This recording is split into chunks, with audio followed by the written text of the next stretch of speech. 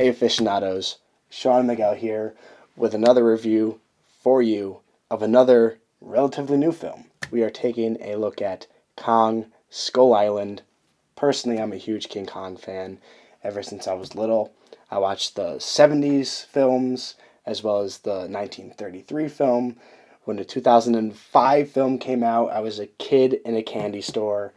I just love King Kong. So really excited to talk about this film. Really quick, just the general background of the plot for this one.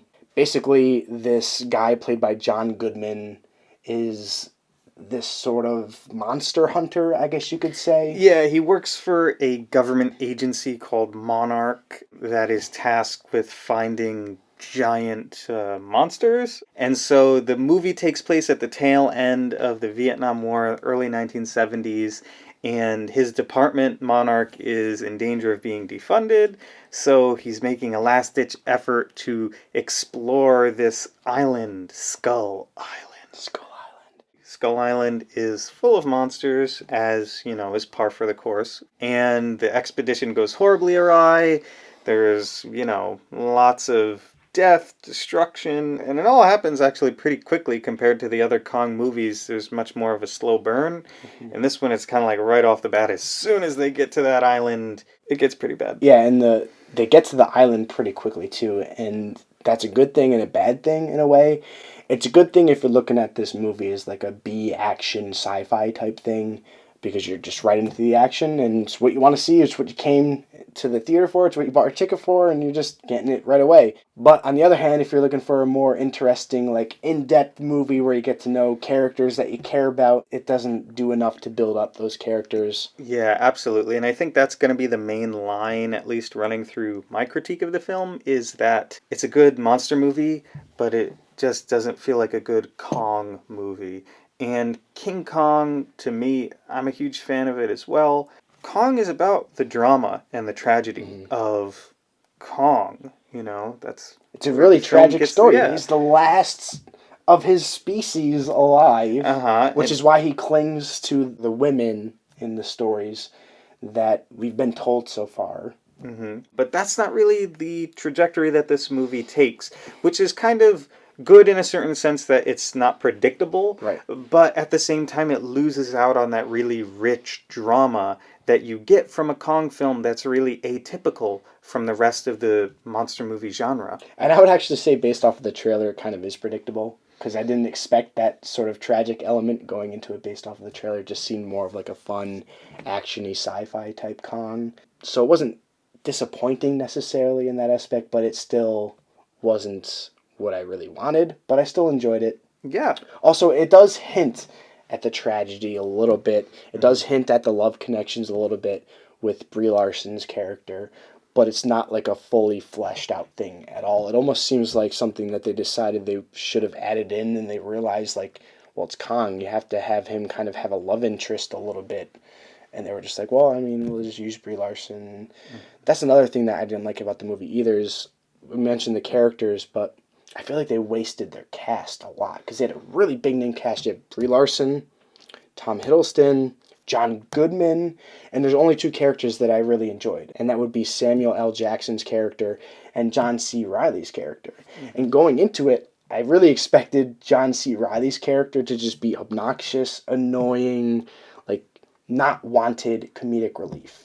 And to an extent, it was kind of that spectrum, but he wasn't as off-putting as I thought he was going to be. He was actually the most fun character, and like I said, one of the more interesting characters. Yeah, exactly, and I think that's because his backstory is kind of interesting, being stuck on this island for like almost 40 years, and, living among these native people and forging this relationship with them, just kind of inherently gives his character more interest and more mystery to him. You know that he knows the island better than the other characters, so it creates this cool dynamic between him working as kind of a guide, but he doesn't really have a lot of like social currency. He's kind of awkward with them, so it's hard for him to assert himself even though he knows the right way of doing things. So like all those things combine to make him interesting to watch and interesting to see his reactions with the other characters. And Samuel L. Jackson's character was also given a really nice backstory. Like, there's more to the character, and you're noticing a common theme here. The two characters that were given the most time, the two characters that you're given the most backstory to, are the most interesting characters. And Samuel L. Jackson's character, he's such a bastard, and you hate him. He's sort of this military type who's addicted to warfare. He hates losing, and he can't stand losing a war. And coincidentally, at the beginning of the film, they backed out of the Vietnam War. That was when the U.S. backed out of the Vietnam War. So he has that baggage coming with him to Skull Island, which is sort of his new war. Mm-hmm. And that actually brings up one of the most interesting parts of the film for me, is that it has a very clear anti-war theme running through the whole thing. I mean, we talked about Sam Jackson's character. He sort of represents this like military establishment, or this military mind view of treating everything that is different as the enemy. Yes. And there's a great moment where one of the soldiers who carries an AK-47 says, "I carry an AK-47 because after we leveled this entire village, we found an old man with an AK-47. And he said he never even knew what a gun was until we showed up." And so sometimes you don't really find an enemy until you start looking. And then you make those enemies, right? So like that's the theme of this movie. I won't say it's brilliant, but it's really relevant, especially to the setting. It at least is a theme. Yes. And it hits you over the head with it. I mean, they literally give you the quote of the theme in the movie, and the entire plot is kind of based off of that as well, with the skull crawlers. Samuel L. Jackson's character wants to destroy Khan. That's his new war. But what he doesn't realize, he's really creating a new enemy, a real enemy, in the skull crawlers, which the only reason they're hidden underground is because of Khan. So in the act of him disrupting this ecosystem, he doesn't realize that he's really creating the enemy, which is I don't want to say brilliant theme, but it's an interesting theme because it really parallels so many of the wars, in particular the U.S., the United States, have gotten themselves into. Other than that, there isn't really much complexity to the film. There isn't much dramatic complexity.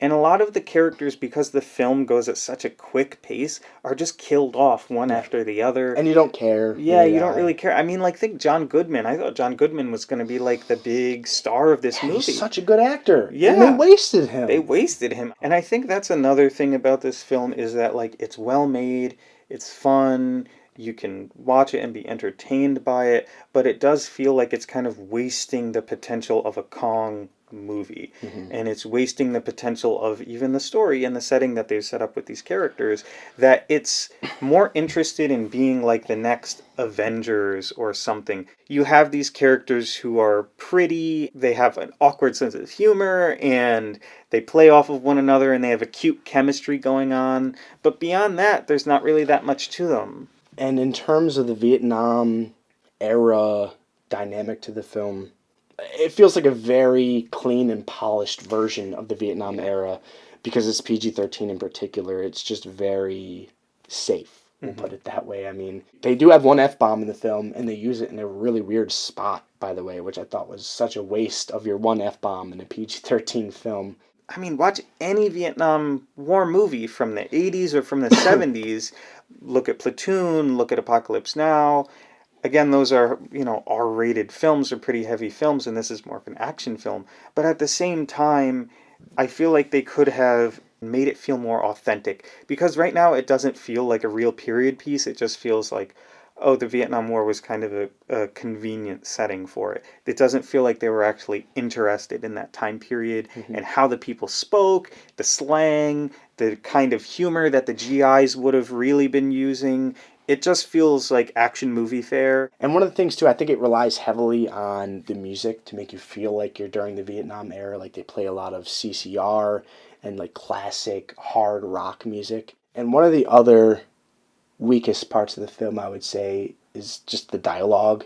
Felt really lazy, really simple at times. Doesn't feel right for the time period either, necessarily. We talked about the weaker characters too, like Tom Hiddleston and Brie Larson. They were both really boring, blah characters. They were just like the generic hero and the generic girl who likes taking pictures of things. She's kind of vaguely anti-war. And you know that is bad when the most memorable line from the movie is a line that they took from Jurassic Park when Samuel L. Jackson says, "Hold on to your butts," in the helicopter when they're taking off. One really good thing, though, at least something I thought was really good, was the CGI effects in the film.